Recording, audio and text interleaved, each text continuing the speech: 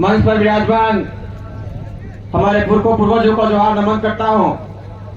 उसके साथ ही भाई मंदारे जगदीश जी पांडव को भी जोहार नमन करता हूं। साथ ही पांडाल में विराजमान दूर दूर से पधारे हमारे मेहमान और पांडाल में विराजमान गणवीर और गणवीरांगनाओं को मैं इस उदाकराड़ी की धरती पर पधारने पर आपका जोहार अभिनंदन स्वागत करता हूं। मेरे से पहले बहुत सारे वक्ताओं ने अपनी अपनी बातें रखी। आज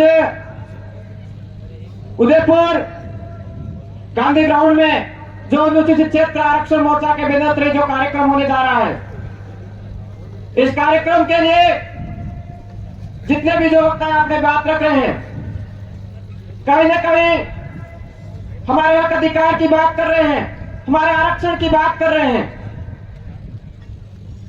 जितने भी तमाम साथी यहाँ उपस्थित हुए उनसे निवेदन करना चाहूंगा कि जो भी वक्ता यहाँ पे जो बातें बोल रहे हैं, जो अच्छी जानकारियां दे रहे हैं, उन जानकारियों को अच्छे से ग्रहण कीजिए, सुनिए, समझिए।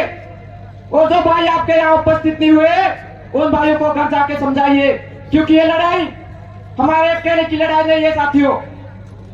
क्योंकि इस लड़ाई को लड़ने के लिए हमारे पुरखे पूर्वज शहीद हुए हैं। अगर इन पुरखे पूर्वजों के द्वारा जो हमारे अधिकार बचा के दिए उनको बचाना है और उनकी लड़ाई लड़नी है, तो हमारे को एक होकर, एक संगठित होकर इस लड़ाई को मजबूताई से लड़ना होगा साथियों।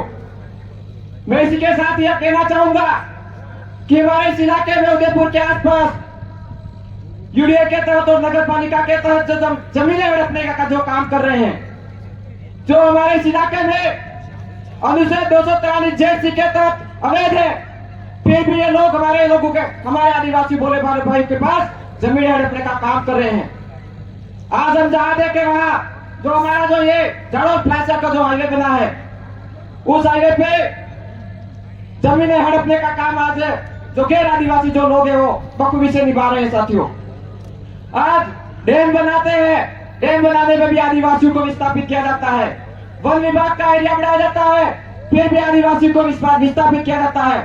इस सड़कों पे निकलिए आप, इन नगरियों पे जहां बड़ी बड़ी होटलें हैं, उन होटलों को बनाते हैं, रिसोर्ट बनाते हैं, वहां पे भी आदिवासियों को बेदखल किया जाता है साथियों।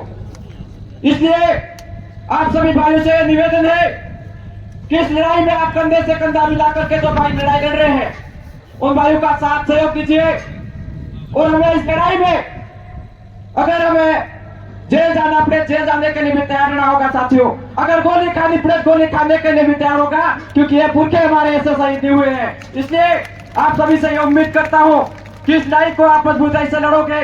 और एक बार पूरे हमारे बहुत ही अच्छे वक्ता बैठे, इसलिए ज्यादा लंबे समय नहीं दूंगा, पर आप सभी से यह निवेदन करना हो कि आप लोग अच्छे से समझिए और जानकारी लीजिए। और हमारे समुदाय पे जो अत्याचार शोषण हो रहा है, हमारी जो आरक्षण की व्यवस्था है, उनके लिए जो लड़ाई लड़ रही है, उसका आप साथ दीजिए।